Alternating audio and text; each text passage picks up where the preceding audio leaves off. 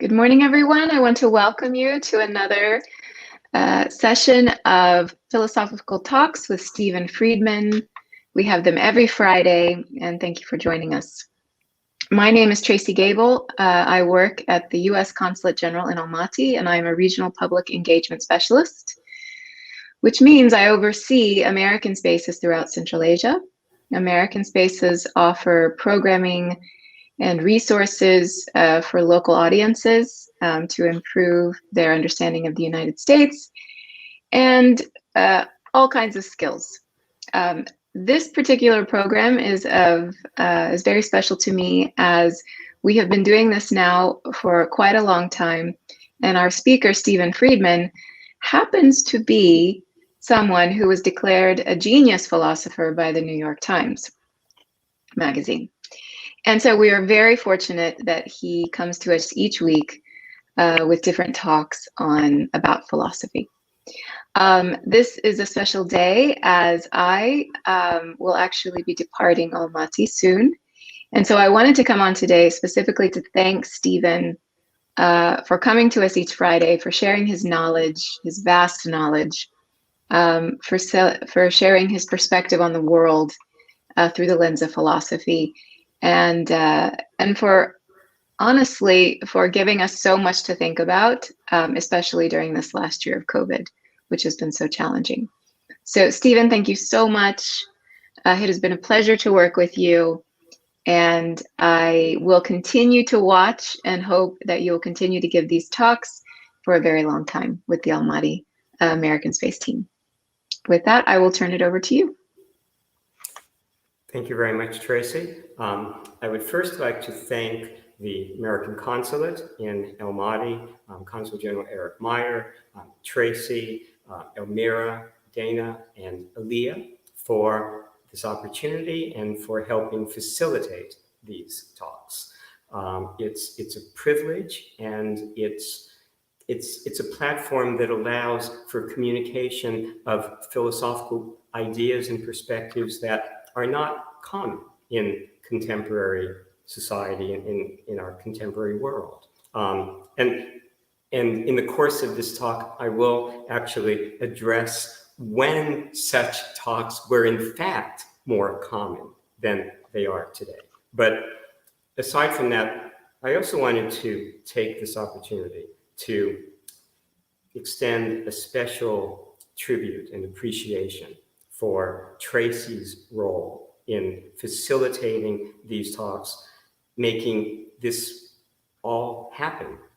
And it actually began a little under 3 years ago. In October of 2018, I visited Almaty, Kazakhstan, for the first time. I went at the invitation of Consul General Eric Meyer, who's a friend of mine. I went just socially to help his transition into a new post, seeing as we are friends. And there was nothing scheduled. I wasn't coming to give talks or performances or anything, official, anything public. But a day or two after I arrived, Eric got a call from Tracy, the American Space, and asked if I'd be interested in maybe conducting a discussion group. They have weekly discussion groups on diverse topics. So I think the topic was on, maybe the International Day of the Girl, something to that effect. But wasn't something that I necessarily had specific background for, but so I undertook it with a little bit of trepidation, but I went and I met Tracy for the first time.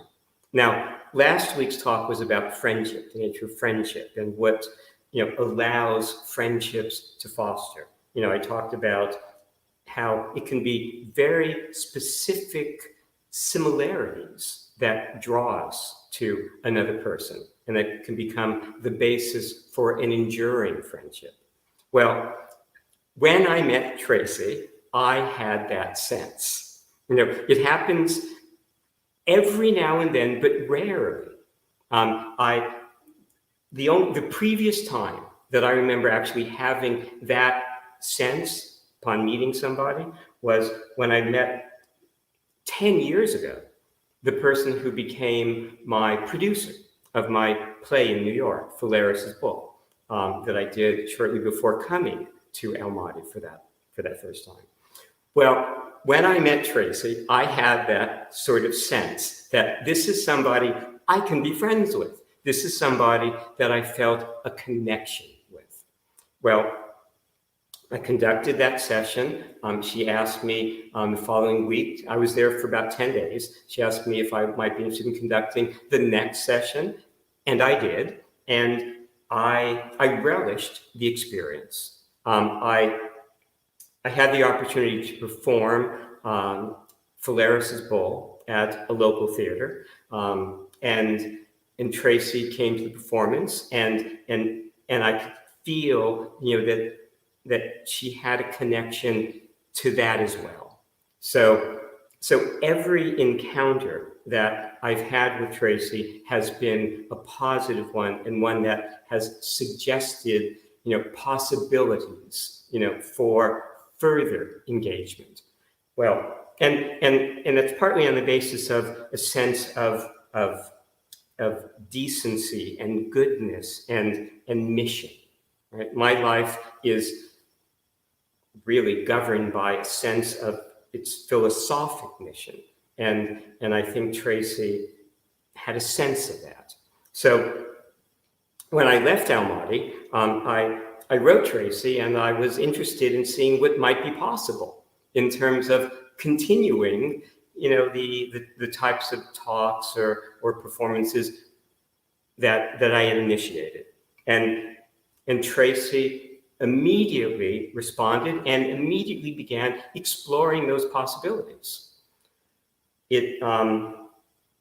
A lot was actually, in fact, ultimately arranged for about a year ago.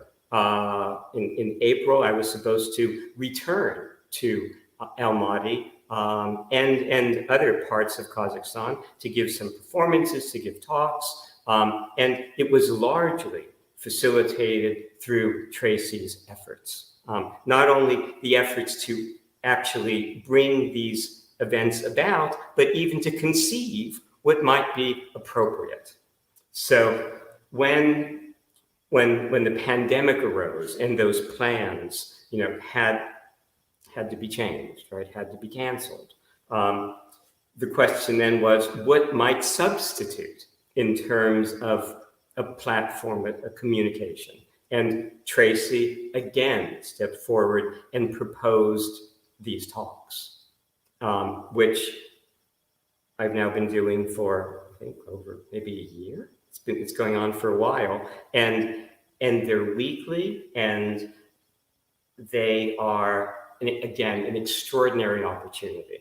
And it's an opportunity that would not have been realized, would not have come to fruition, would not necessarily even have been conceived without Tracy's efforts. So I am deeply grateful. I am committed to our friendship because, again, when I feel that type of connection, it's something that in my life endures. So I am looking forward to continued association with Tracy, both on a friendship basis and even in some professional capacity, as these talks represent a professional type of engagement.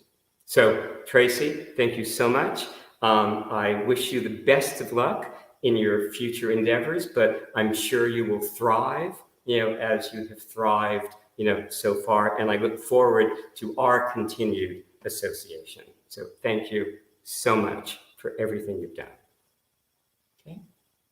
Okay, so I wanted to offer those words of tribute to Tracy to begin this talk. I think it was fitting, partly because of the last talk, nature of friendship, and here this is an opportunity for me to give you an example of how friendship manifests itself in my life in terms of the commitments that I feel are special. Okay.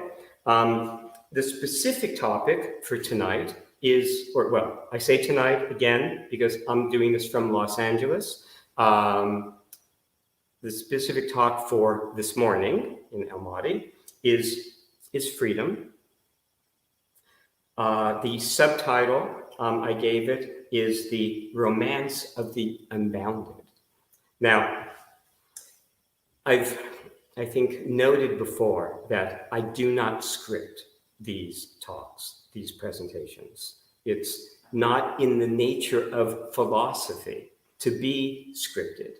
Not that philosophers don't deliver, scripted talks or presentations. The ones that I most admire do not.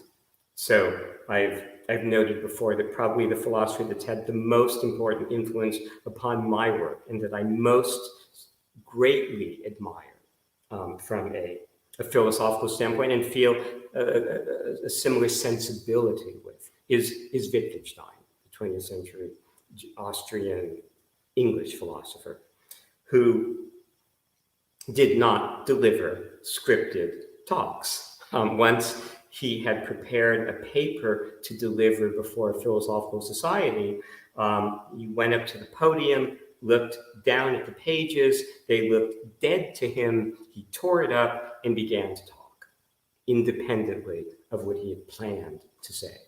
So I will outline things in advance, send a summary to Aaliyah, but that summary often ends up not corresponding to what in fact I say, simply because in the course of the week, I'll get ideas.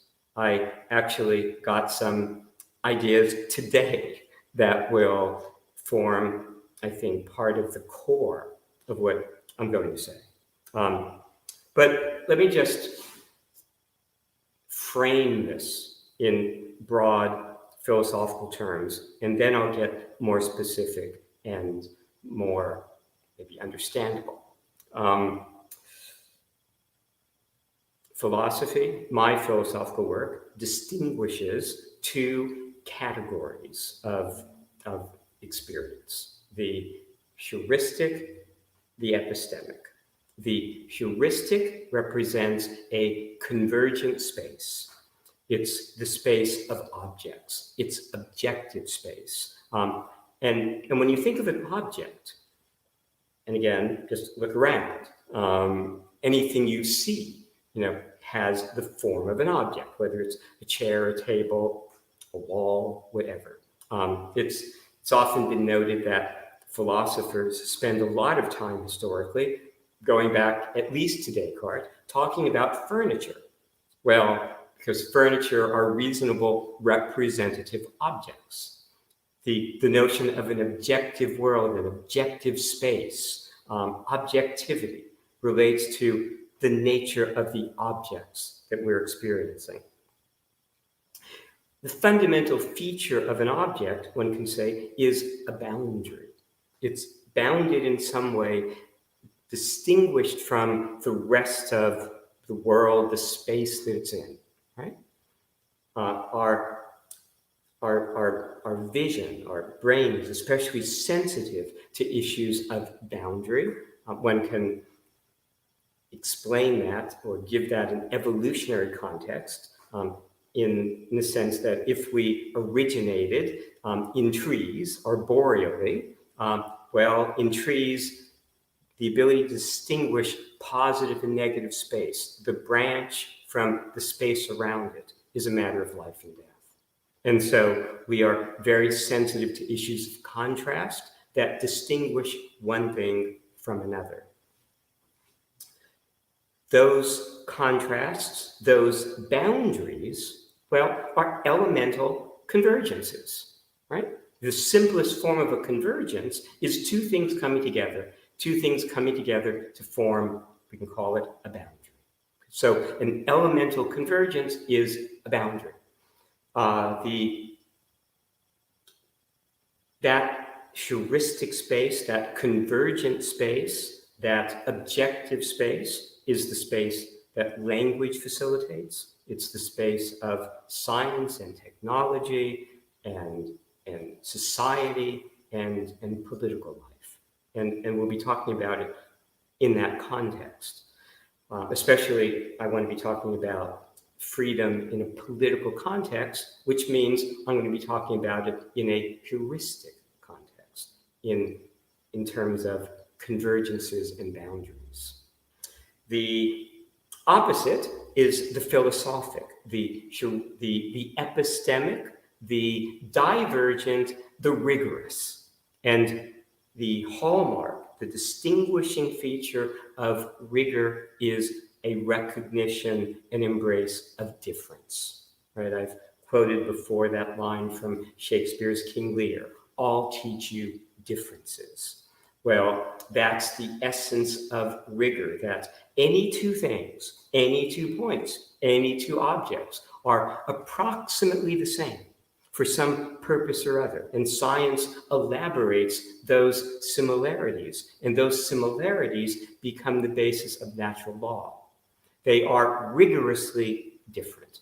We exist in difference from everything else. That is our fundamental dignity. That is our fundamental identity. That is the singularity that one can say is the basis for what religions have aspired to as salvation. That whatever has applied to anyone, whatever aspects of mortality, disease, old age, and death have applied anywhere at any time need not rigorously, do not rigorously apply to us because of anything that distinguishes our circumstance from anyone else's anything other than ourselves. Okay, so an epistemic space, a rigorous space, a philosophic space, these are all synonyms, is divergent. A way to sort of represent that visually, mathematically, imagine 2 points. What they have in common formed, and when I say imagine 2 points, imagine 2 points in the middle of nothing. Imagine there's nothing else that exists except those 2 points. What they have in common forms a heuristic space. How they differ forms an epistemic space. That's another way to say it. And again, some of these concepts are not going to be familiar. Whatever is unfamiliar takes time to assimilate, time for it to become familiar. If you go and see previous talks, you'll see that I'll repeat myself. I'm repeating myself on purpose because we need to be exposed to things repeatedly to achieve deeper understanding. This is true for everybody and every subject in every context, right? That, I do a lot of teaching, like tutoring, one-on-one teaching. It's what I prefer. And I teach hundreds of subjects, but I might teach something and I never say no, because no matter how many times I might have taught even a subject like algebra, I learn. I encounter it anew, and there will always be something that will strike me about it that I might not have seen or appreciated before. And I find that true of every subject, this is why I'm constantly thinking, daily about philosophical issues, and I'm constantly getting new ideas or perspectives, okay? So repetition is actually a key to deeper understanding. There are, as I said, 2 ways. An epistemic space, divergent, unbounded, quintessentially, essentially, fundamentally free. A heuristic space, bounded. Objects have boundaries. A heuristic space, a societal space, a scientific elaboration, fundamentally bounded. So epistemic, philosophic, unbounded, the essence of freedom. Any heuristic space inherently will have bounds, and so there will be limitations to the freedom that one experiences or is entitled to, can display within such a space. The one statement of that is by Spinoza, and not directly Spinoza, actually. I didn't read these specific words in Spinoza, the 17th century Dutch philosopher, one of the great philosophers in the Western tradition. But his characterization by an American philosopher and historian, Will Durant, that I want to say a few things about. Will Durant said that Spinoza's vision of freedom was that of a train on its tracks. That the train is free, but not free to go in every possible direction, right? It is free to move forward, and insofar as it can move forward, it is considered fundamentally free, or it would experience its motion as freedom. Few things about Will Durant and that characterization that relates to something I said before. Will Durant was a 20th century American philosopher and historian. He wrote a celebrated, I think, greater than 20-volume history of civilization, in which each volume is about 1,000 pages and deals with a major historical epoch. It's a monumental work. It was completed maybe 50 years ago or so. Will Durant collaborated with his wife, Ariel Durant, on the writing of most of the volumes of this history. But early in Durant's career, he was more philosopher than historian. He was at Columbia University. That's actually where he, I think, met his wife. When he was in New York, he began to give a series of lectures on philosophers and their philosophy, a series of public lectures. This was in the 1920s in New York City, so about 100 years ago now. He would spend the first half of the lecture talking about the life of a given great philosopher, philosophers such as Plato, Kant, Nietzsche, Spinoza, were some of the figures, that he devoted, lectures to. So the first half of the lecture would be about the biographical details, and the second half would be a sort of summary of their philosophical work and perspective. What's noteworthy about these talks is that they were among the most popular events in New York City at the time. They were fabulously well attended. And remember I said earlier that, philosophy does not have like the type of public platform where lots of people are engaged by it. Well, the last time that I'm aware of that lots of people were publicly engaged by philosophical talks was Will Durant's in the 1920s. Those talks eventually were assembled into a book called The Story of Philosophy, which I recommend, not so much for its philosophical perspectives, but because there's a lot of beautiful writing and you get a lot of insight into the lives of these philosophers, and you get reasonable summaries, of their perspectives. Okay, I actually met Will Durant one time at the Hollywood Bowl. It's an amphitheater, a music amphitheater in Los Angeles. He was sitting in some seats not far from where I happened to be sitting this particular night.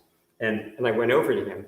I introduced myself. He was sitting next to his wife. They looked at this point identical. They both had white hair. They had similar, facial features. They were almost like twins.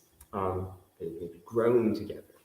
But philosophically, and I told him that I was studying philosophy at Harvard, which went in a different direction from his philosophical work. In fact, in the introduction to the story of philosophy, he talks about epistemology, the investigation of the nature of knowledge, and he talks about it disapprovingly. He feels that epistemology, which actually begins with Socrates, it is the greatness of Socrates to investigate the nature of our claims to know and to investigate it critically. Well, he felt that epistemology actually had taken philosophy away from its true endeavor, a synthesis of understanding to achieve wisdom about how to live, a perspective on life, broad perspective. My view, running counter to that, is that epistemology is the key to the deepest understanding that we can achieve. It is, in fact, the key to rigor and the rigorous analysis and investigation of experience. And it is that rigor, that sense of distinction, that ultimately allows philosophy to achieve, again, what religions have aspired to in terms of salvation, a complete solution, to human life from where we stand, what Siddhartha Gautama sought, what mystical union with God hopes to achieve here and now. But philosophy's ambition is to achieve that through the exercise of an incontestable rigor. And rigor taken to its limit, my claim, the claim of these talks, central to these talks, is that rigor achieves just that at the highest level of what religions have aspired to, but not religiously, rigorously. Okay.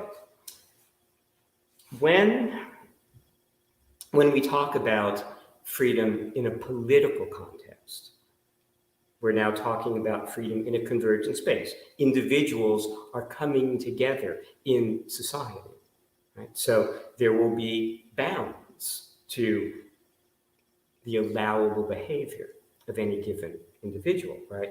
Given the nature of the claims of other individuals within that social space.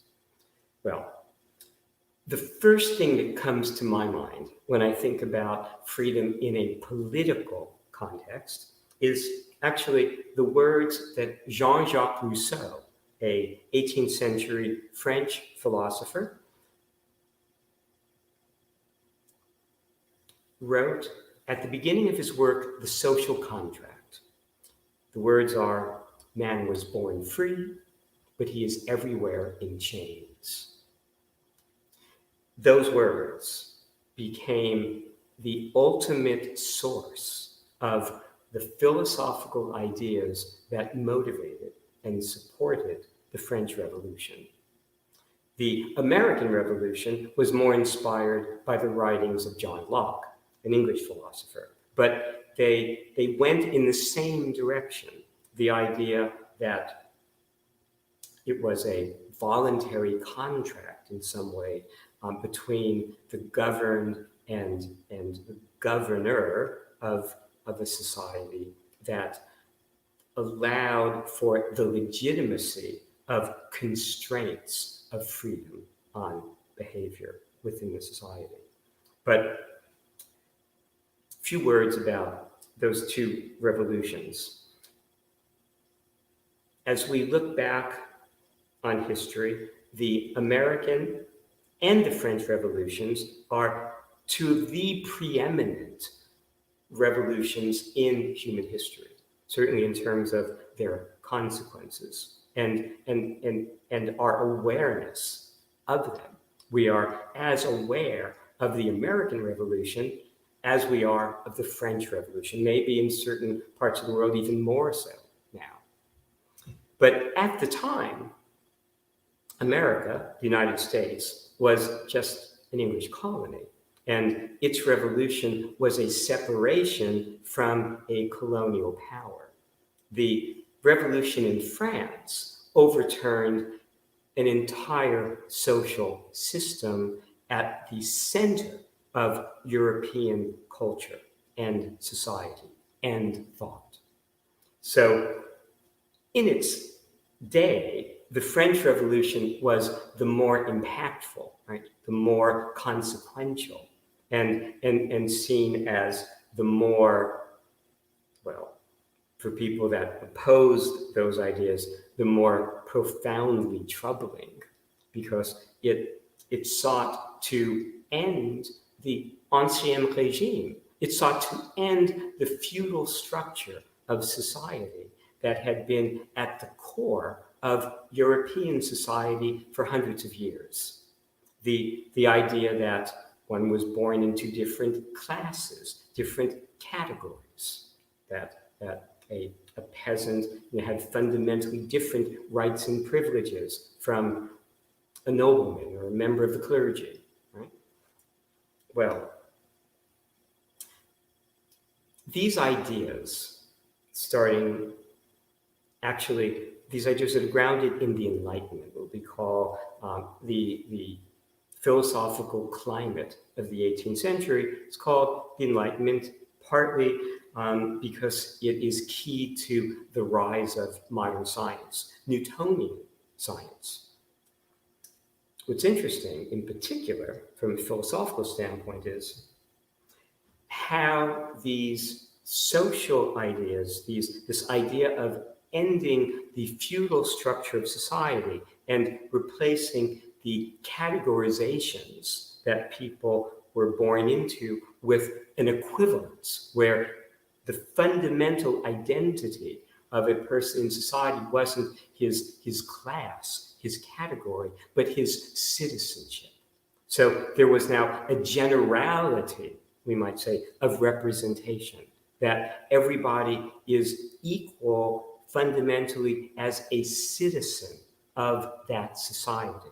That's one of the great ideas of the French Revolution.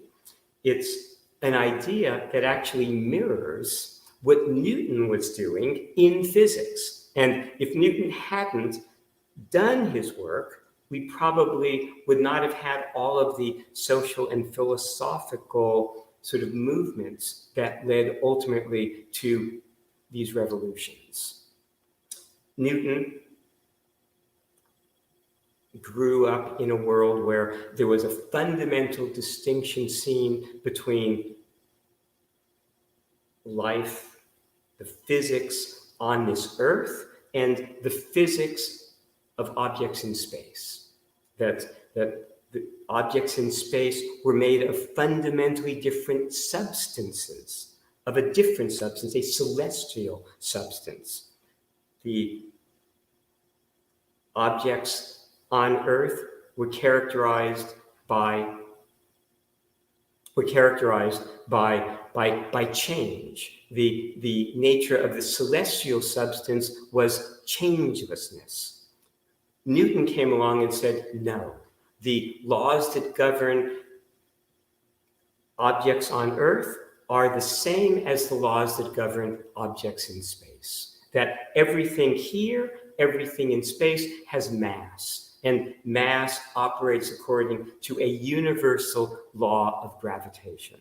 So the distinction, the fundamental distinction between this world and the world beyond the Earth, the world of the moon, the planets, the stars, that was seen as distinct and distinguishable in Newton's modern physics, became subject to the same laws. The same thinking is then applied to society. And we see that application come to fruition in the French Revolution, which again replaces the distinctions of category and class in society with a universal claim to citizenship. Okay? Now, It's a matter of reducing barriers, right? Eliminating certain boundaries that concepts of noble and clergy versus peasantry enshrined, right? We end those boundaries, we move in the direction of freedom, right? A greater freedom, so that there is now freedom of movement within society. Wherever you are born, you can become whatever your abilities allow. You're not constrained. You're not limited by your circumstances of birth, in principle, right? That leads us to the concept of another kind of boundary, another kind of structure. Today, the thought that entered my mind, actually, as I was planning for today's talk, was a line from a poem by Robert Frost. Robert Frost is a great 20th century American poet. Okay? He's from New England. A lot of his poetry has imagery associated with New England life. Probably his most famous lines are about like a road diverged in a woods one day, and I took the one less traveled by, and that has made all the difference. Those are some famous lines that conclude possibly his most famous poem. But another very famous line of his that came to my mind today was, "Something there is that doesn't love a wall. Something there is that doesn't love a wall." Now, it's a sort of an attitude that one finds in New England life, where people's homes are not separated by walls typically. There's an openness. One finds that in different parts of the United States. On the other hand, in Los Angeles, everyone's property is bounded with walls for purposes of privacy and seclusion. But Robert Frost grew up in a more open environment. Well, I happen to like walls aesthetically, right? I've talked before about the walls that Vermeer paints that create a sense of a secular spiritualism. They create an almost a magical interior in a way that a Gothic cathedral achieves such a magical space, a transfigured space, through like stained glass light transfiguring the light that entered the interior. In Vermeer, it's natural light, white light, that enters through windows, and it's the play of that light on the walls that creates a sense of mystery and profundity. Well, I'm always intrigued by play of light on walls. It's one of the reasons why I'm drawn to Vermeer as a painter. But from a political standpoint, walls are barriers, right? And let me say something about that historical sense of wall. Rome, at the beginning of its emergence, for the first, in fact, 500 years of the growth of Rome as a civilization, was open to foreign settlement. In fact, it was encouraged. Rome needed a larger population if it was going to compete, with neighboring tribes, neighboring, groups, peoples. Famously, when Rome began its era of conquest, whenever it conquered a people, it was encouraging of those people to become citizens. I mean, there was obviously slavery within the Roman Empire, but there was an emphasis on assimilation, on bringing people in to the empire, that it was part of the power that Rome exercised, that as it conquered territories, as it expanded, it brought roads, it brought all types of technologies, and it brought a new civilization, and it brought a higher standard of living that people ultimately embraced in these conquered territories, again, as Rome expanded.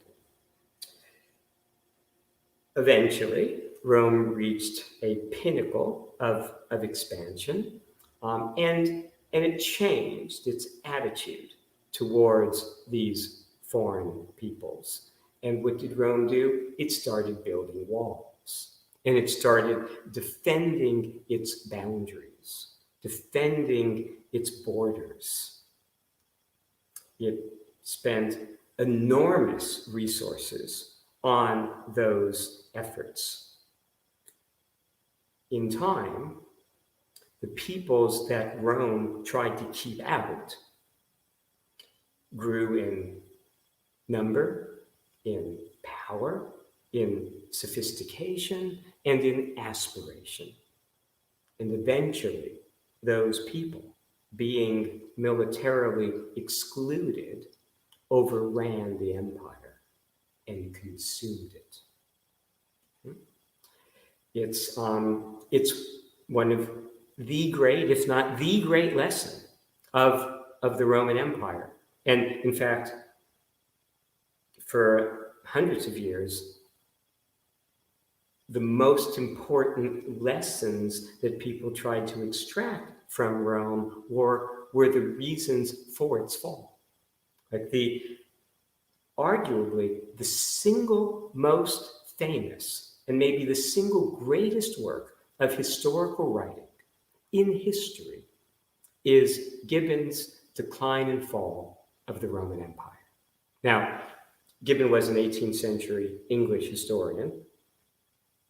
His reasons were not so much focused on the ones I've just given, but modern historiography tends, at least some modern historians, to emphasize what I've just said, that as Rome began to exclude, peoples, well, those peoples eventually took over the empire and ended it, and achieved even greater things. Right? Subsequently, it took hundreds of years, but eventually the Gothic cathedral was conceived and created. And the Gothic cathedral arguably is greater than any single edifice created by Rome. So, but walls, there's something there is that doesn't like a wall. And what struck me, what came to my mind after that, was the Berlin Wall. Now, I've used walls and even the Berlin Wall as a metaphor.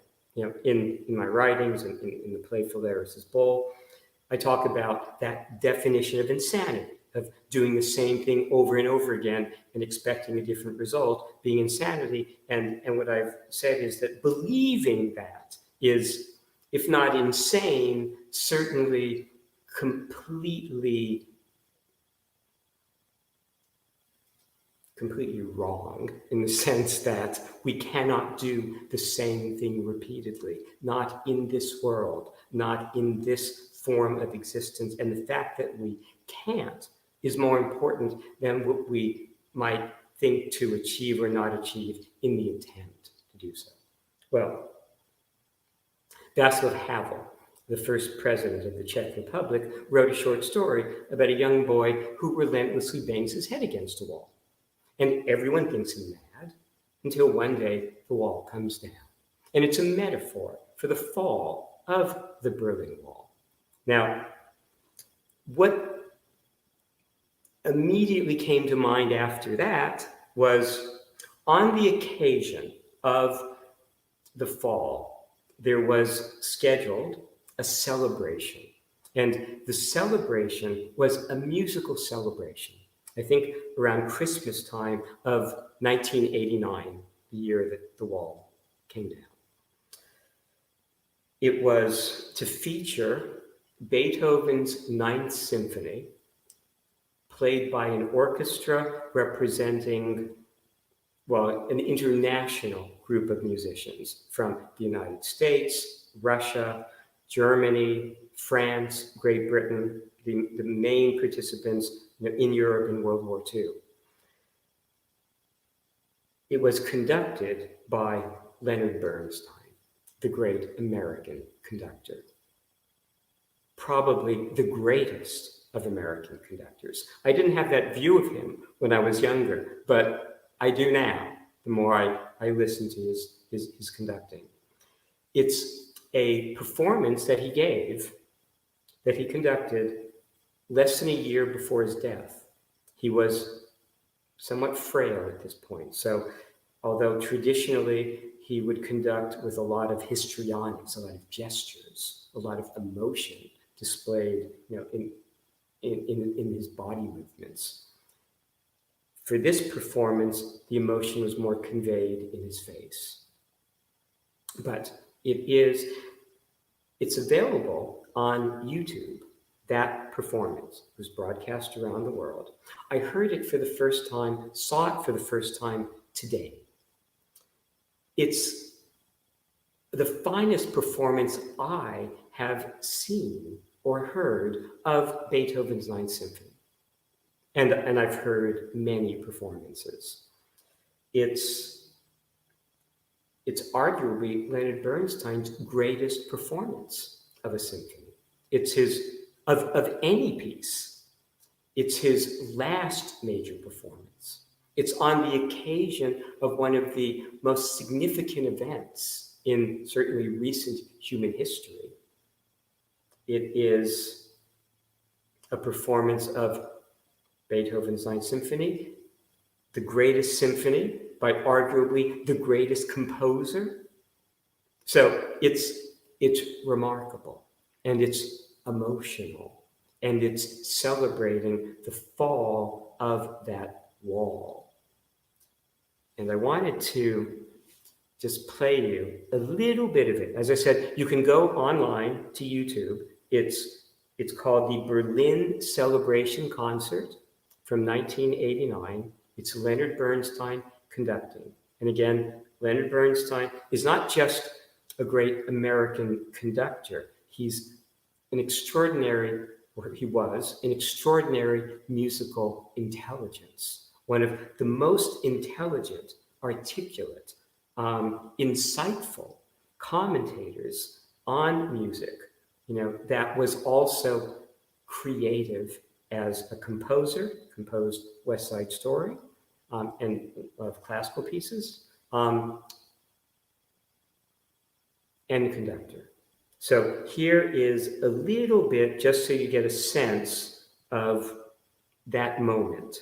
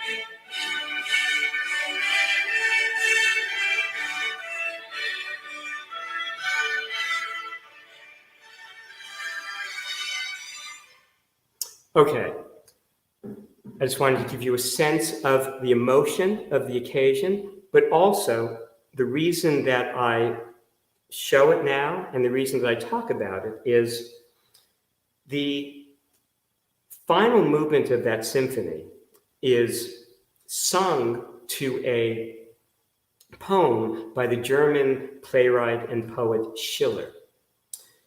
He was a contemporary of Goethe's. I've mentioned Goethe a great deal in these talks. I remember Goethe is Einstein's favorite writer, favorite author. Well, the title of the poem is Ode to Joy, Freude, joy. But Leonard Bernstein thought that given the nature of the occasion, that word should be changed to Freiheit, freedom. So in this performance, this extraordinary performance, one of the great performances of a piece of music that you will ever hear, the final movement, the quintessence of the symphony, the culmination, the music that Beethoven wrote with the intention, he wrote, of astonishing the world, is now an ode to freedom, political freedom, right? Where, again, we want the walls, the barriers, as much as possible to be taken down. So that, now, again, our freedom is constrained by the rights of others. So there is not a completely unbounded character to any social, political structure or group or organization. Again, heuristic freedom, the freedom that we experience in the world, is of a train on its tracks. We can go in certain directions, but not every conceivable direction, right? But philosophically, we talk differently, right? A philosophic space is unbounded. And to give you a sense of the contrast between the political and the philosophic freedom, there's a comment that Sartre, Jean-Paul Sartre, the 20th century existentialist philosopher, made. He made it in reference to the German occupation of France during World War II. And he said, strikingly, we were most free during the occupation. We were most free when we were most politically constrained. Because, he went on to say, we were free of the past. That is one way to represent the essence of what philosophy, all of this rigorous analysis that I stress, accomplishes. It frees us from the past. And the past is, well, if you want to see the past, just look around. If you are seeing objects, you are seeing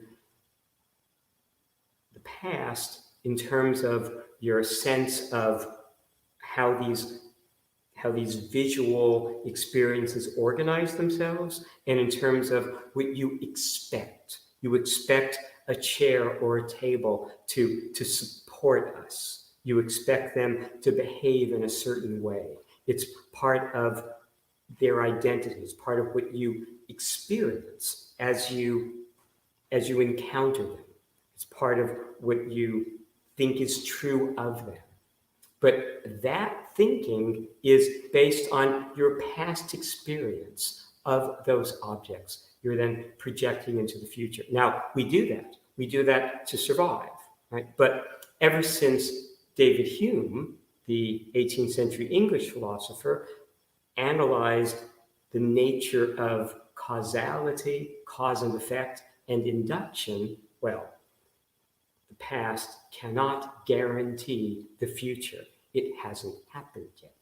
And so no matter what your experience of the past has been, it doesn't guarantee that the future will follow a particular course. That is the nature of the rigorous assessment of past in relation to future. And we can make it even more we can formulate it more rigorously, that any difference between a past circumstance and a present or future possibility means that whatever has applied in the past need not rigorously apply to the moment to come. Philosophy doesn't demand it. Science doesn't demand it, because all science is doing is generalizing from past experience. It has no guarantees about what the future course of events will be. We embrace these, well, there's an aphorism I wrote: science simplifies. Simplicity is predictive, but the simplifications of science are not rigorous. Any two things are approximately the same, not rigorously so. The past cannot guarantee the future. The future decides the past. So philosophy is, at its core, freeing us rigorously from the past, because the past cannot rigorously, in principle, constrain the future. It may, but from where we stand, rigorously, we can't assert that about future experience. And again, that turns out to be connected to, like, what we might call philosophical salvation, like philosophy achieving what religions have aspired to. And here's how it intersects a religious vision or religious understanding. If you believe in God, well, you certainly believe in something that has supreme power or sufficient power to decide what course the future is going to take. And that power is sufficient to decide that that course of future events need not be what you anticipate based on your experience of the past, right? Sun may not rise tomorrow. Philosophy doesn't demand it. Past can't guarantee the future. If you believe in God, God may decide otherwise. And even if you believe in science, statistical mechanics says ultimately it's a matter of probability, that any object that we have confidence in continuing to behave in a certain way is a statistical confidence that all of the atoms, all of the molecules within that object are going to continue in random motion. If they all happen to line up, that object can go anywhere, can explode in the next instant. The sun can do anything imaginable and even unimaginable, so far as we can rigorously say. And again, rigor is what philosophy is ultimately about. That issue of philosophical freedom also relates to this notion of free will, determinism. You hear this a lot discussed, like, are we really free? Or are we governed by the laws of nature? Well, one interpretation of Spinoza's writings is that we are free within the world.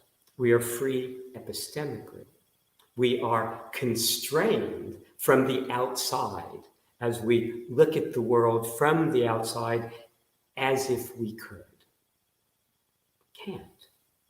So even this notion of determinism, things are determined by the laws of nature, can't be rigorously substantiated. Why? We can't do rigorously a controlled experiment. Not in principle, not ever, not under any circumstances, for lots of reasons. Like, one reason, world is different in different directions. So any two objects on which we want to perform an experiment, one being the experimental object, the other being the control, well, aside from whatever we're doing that's different from one object to the other, maybe one object, one person gets a sugar pill, the other person, the other object gets a cancer drug, right? If these two people have identical cancers. But the simple fact is they're not the same person. One person is here, one person is there. That difference in just position, just where they stand, is enough rigorously to mean that a result cannot rigorously be concluded from that experiment. That it's not necessarily a different outcome is not necessarily due to the sugar pill versus the cancer drug.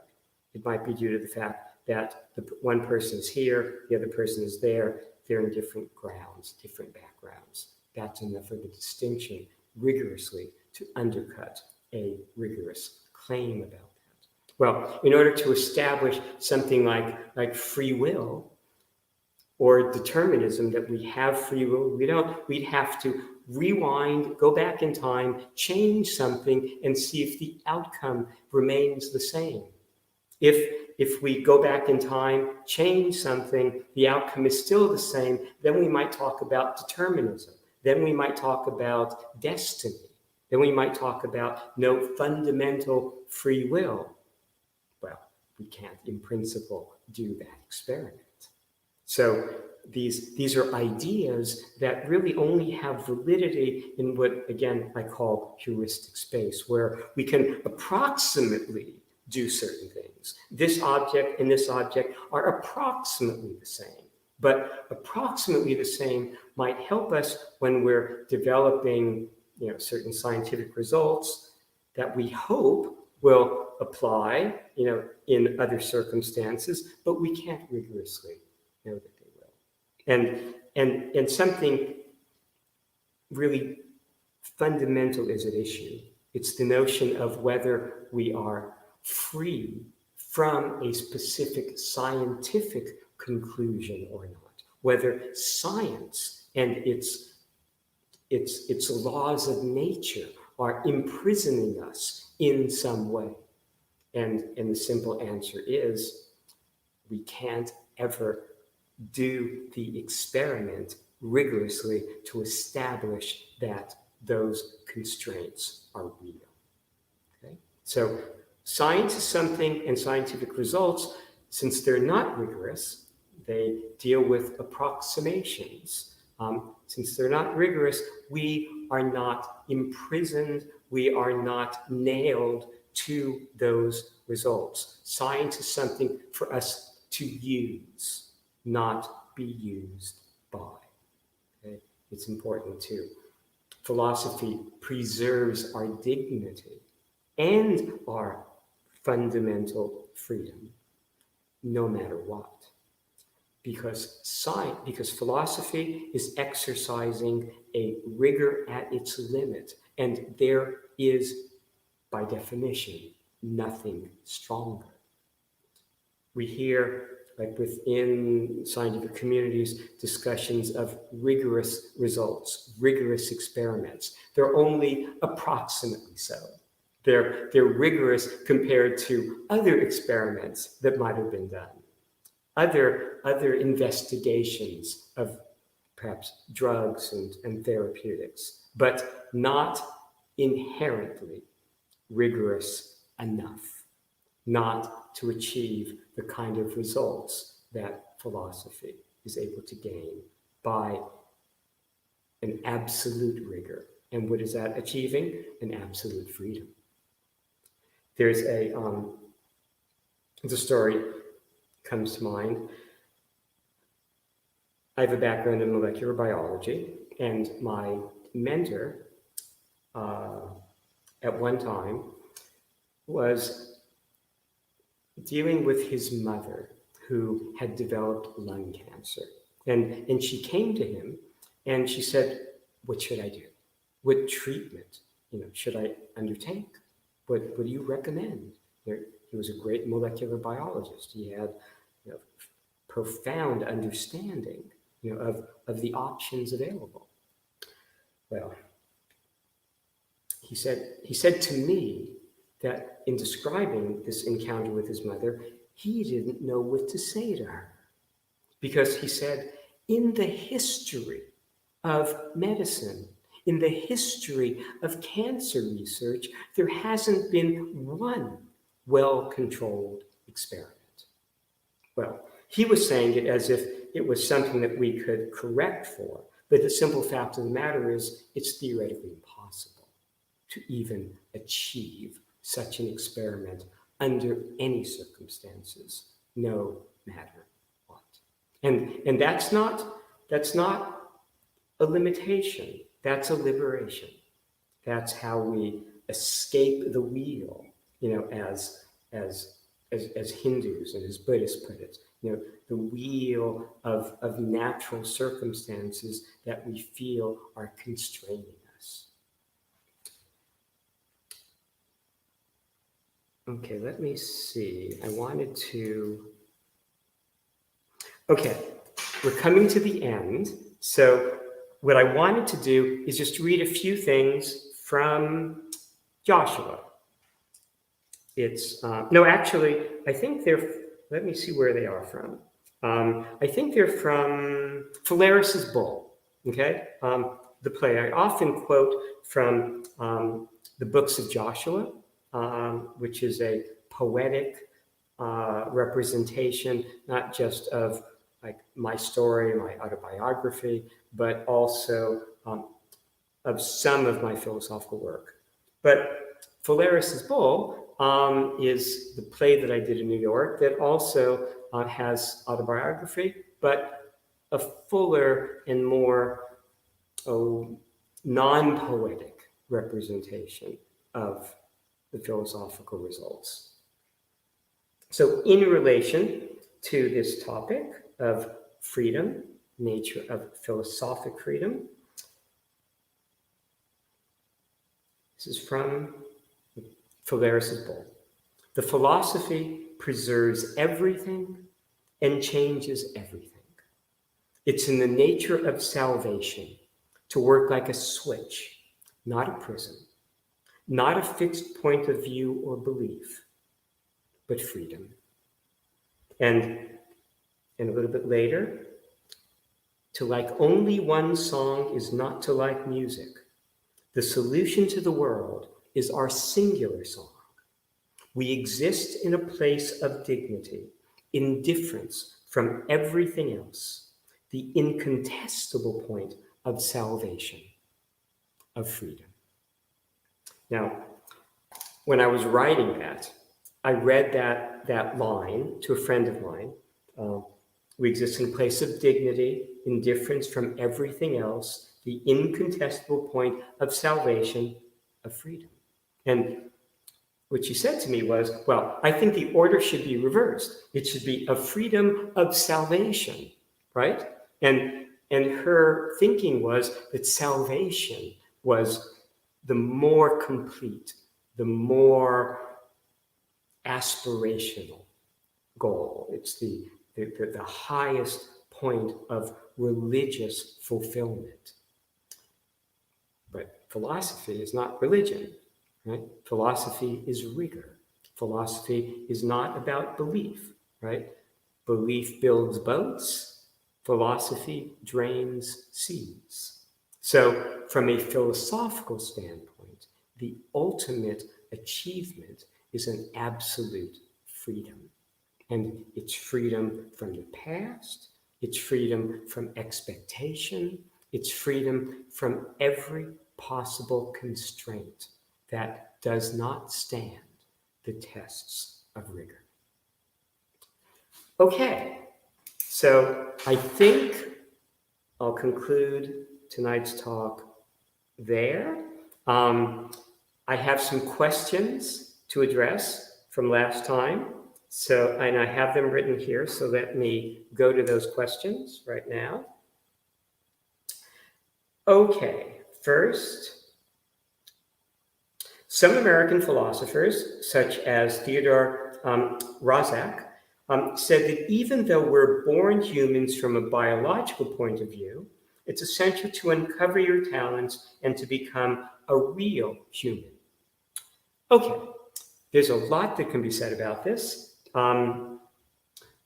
First of all, within a philosophical context of freedom from every possible type of constraint or conceptualization, there's no demand, right? Freedom, philosophically, comes without any requirement. So the best exemplification of that philosophical orientation and achievement, right? The achievement of rigor, that's what philosophy is is something from the Buddhist tradition. I like the conclusions of Buddhism, the formulations of Buddhism, even though historically they weren't achieved rigorously. And so Buddhism remains a religion based on various beliefs. But the conclusions are also achievable through a process of rigorous application. One of the prominent Buddhist conclusions: die while alive and be completely dead. Then do whatever you will. All is good. What type of death are we talking about? Die while alive? A death to concepts, right? It's what? The truth will set you free, right? What type of truth are we talking about? That will set us free from everything, including a given demand that we think a concept, such as humanity or being human, might make upon us. What type of truth is strong enough to free us? It's the truth of the limit of rigor, right? And there's an aphorism that I wrote a long time ago that actually appeared in an article that was once written about me, again, some years ago. The limit of philosophical skepticism is religious salvation. Philosophical skepticism is just a term for rigor, the application of rigor. That what seems to be a skeptical result, like questioning something that you might have believed or questioning something that other people claim to be true, that you don't find sufficient grounds for, that's the exercise of rigor, right? It's, Wittgenstein once commented that it seems like when we're doing philosophy, we're destroying everything. We're destroying everything valuable. No, we're just destroying houses of cards, and we are freeing one from the constraints that one is imagining prevail. Again, nothing is as strong as rigor. So now, in terms of this also is a representation that connects with something I said earlier in terms of seeing the world from the outside, right? The source, I've said this on a number of occasions, that one way to explain the source of human suffering is the belief that we can see the world from the outside. The existentialist position is, no, we are grounded here. The notion of seeing the world from some exterior point is an illusion, a fantasy, grounded in language and not the direction of salvation, right? Not the direction of rigor. But in terms of a practical guide to like moving in the direction of what one's own fulfillment, I like the Hindu aphorism, you become what you admire. Right? I always encourage people to go in the direction with their choices of their deepest admirations, that is their best guide to becoming, if you like, fully human or fully realizing their potential. In terms of this notion of talent, that's a problematic notion because sometimes talents only emerge after lengthy periods of devoted service to what one admires most.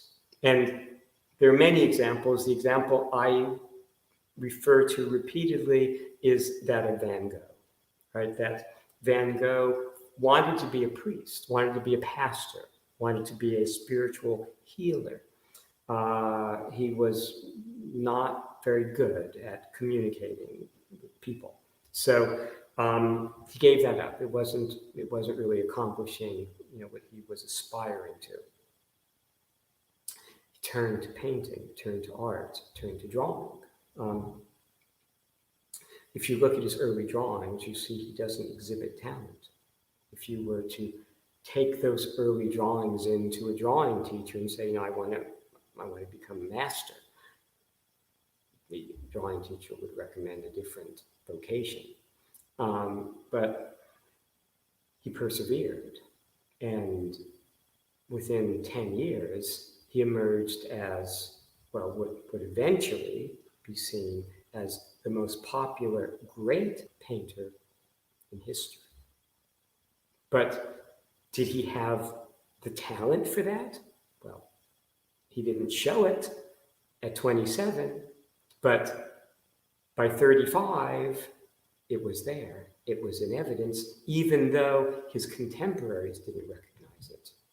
We see it now, but at the time, no. So it's more important to go in the direction of one's admirations than in the direction of what one thinks one's talents are, because talent can develop. Talent can emerge with application and persistence over time.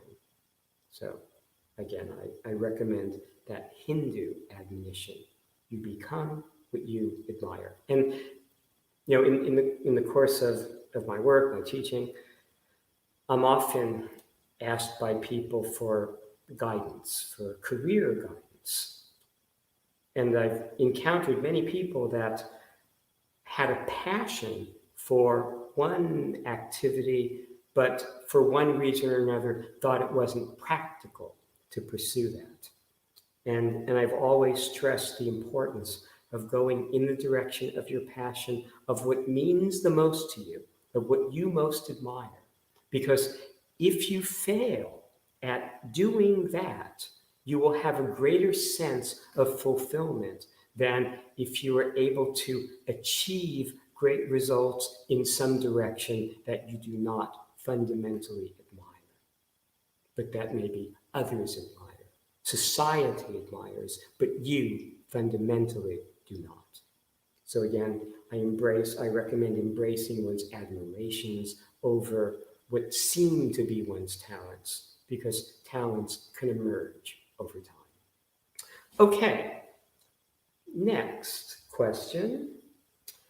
What aspects define good friendship? What is my opinion? Okay, now I talked about friendship last time, but I talked about it partly in a philosophical context. And remember, philosophy sees salvation as singular, right? As not being in the nature fundamentally of friendship. And here's an example of that. Let me make sure we have time. I think we do. Yes, good. I like to give examples from the life and the writings of Wittgenstein, again, because he's the philosopher I most admire.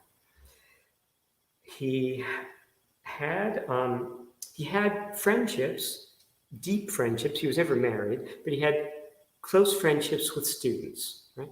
And one student with whom he was especially close was Norman Malcolm, who became he was an American, studying at Cambridge in the 1930s, when Wittgenstein had returned to philosophy because he felt that there were fundamental limitations to his first work, the Tractatus Logico-Philosophicus, that he thought had solved all philosophical problems, but actually a visit when he had left philosophy by an Italian mathematician and philosopher, I think his last name was Stropha. They were actually talking about the logical form of a proposition that had been at the core of Wittgenstein's early work in that Tractatus. And in discussing, elaborating his ideas, Stropha interrupted him and did some gesture in Italian, some Italian gesture, and said, "What is the logical form of that?" And Wittgenstein realized that he had fundamentally misunderstood the nature of language. And he ended up returning to philosophy and working on what became his great work in terms of its real subsequent influence in the subject, the philosophical investigations. It was while he was working on that, developing those ideas, that Norman Malcolm was a student of his. Well, at one point, World War II breaks out, and Malcolm, who would eventually, I think, enlist in the Navy, and there was correspondence between the two of them, that's been preserved. Norman Malcolm makes a comment about German national character. Wittgenstein thought that remark so stupid, especially coming from someone who had been studying with him for years.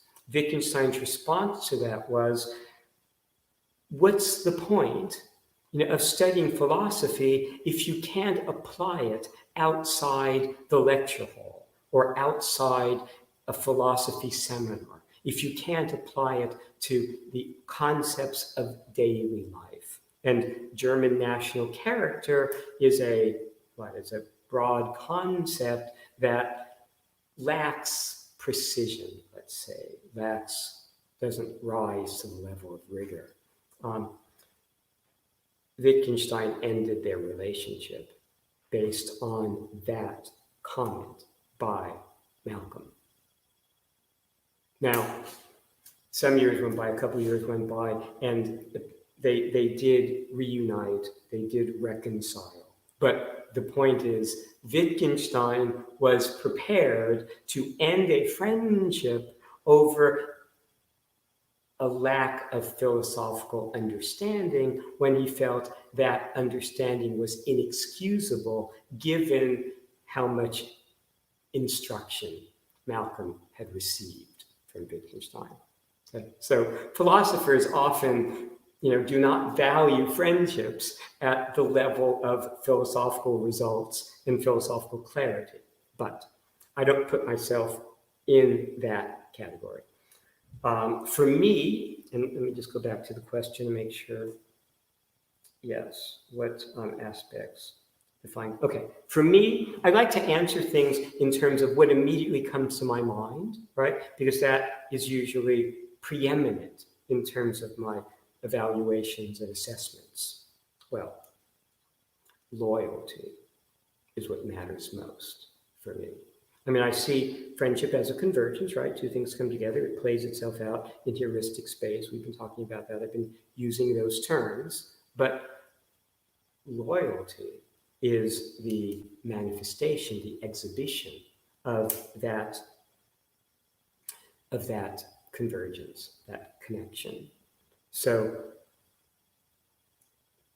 the idea that somebody would betray me in some way, talk ill of me for some reason, that wasn't maybe legitimate or even almost for any reason.